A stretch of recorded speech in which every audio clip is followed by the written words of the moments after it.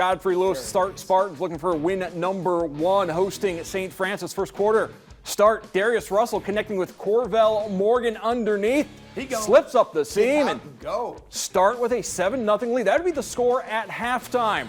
Bruce Gradkowski made some adjustments. First drive of the third, Knights in business. Denham Truss flips it to Nate Smith in the flat, wide open, walks into the end zone. Game tied at 7. More from the Knights. Truss perfectly placed to Trey Talbot as Trey goes for 6. St. Francis with the lead. The ensuing point after. Now this is a design play here.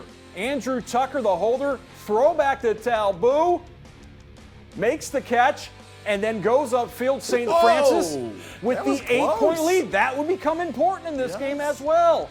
In the fourth, Spartans at the 26. Russell keeping the play alive with his feet. Goes into the end zone. E.J. Dobson makes the catch. Nice. So we're within 2. Start down. They're going to go for the 2-point conversion. The Knights defense would hold as St. Francis gets the 15-13 victory. They're now 2-1 on the season. Spartans fall to 0-3 as that St. Francis defense forced turnovers to get the victory. I mean, if I didn't have hair, I would be losing it. So I got to save these eyebrows. That's all I got. But, man, you know, Start, man, they fought their tails off tonight. What a game. You know, I mean, both sides of the football, I think our defense stepped up big. But really, playmaking on both sides of the ball. But it was an exciting end. I'm glad we were fortunate to pull it. It was just the resiliency they keep fighting with and staying mentally tough. And it was just, it was a nail-biter there.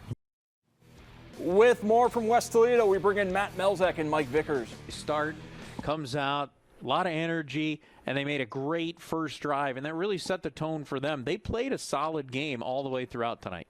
They needed a good fast start because last week was a disaster. They were down 22-0 in the first quarter. They didn't even know what hit them. So to create the energy that they needed to get going, they needed a good start, and they got it. Yeah, they got that. They got the blocked field goal. They held St. Francis scoreless in the first half, which may have surprised a lot of folks. But the St. Francis Knights, they found their rhythm a bit in that third quarter, really owned the third quarter. They needed the halftime break, if nothing else, just for a mental reset.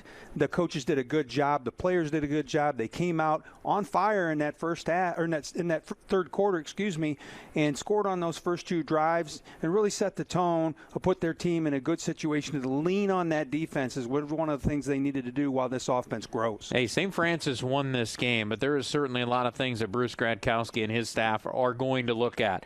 Turnovers continued to plague them tonight. They had a chance to go up by 2 scores, turn the football over down inside the 10-yard line, Mike, and the penalties were certainly a factor for this game.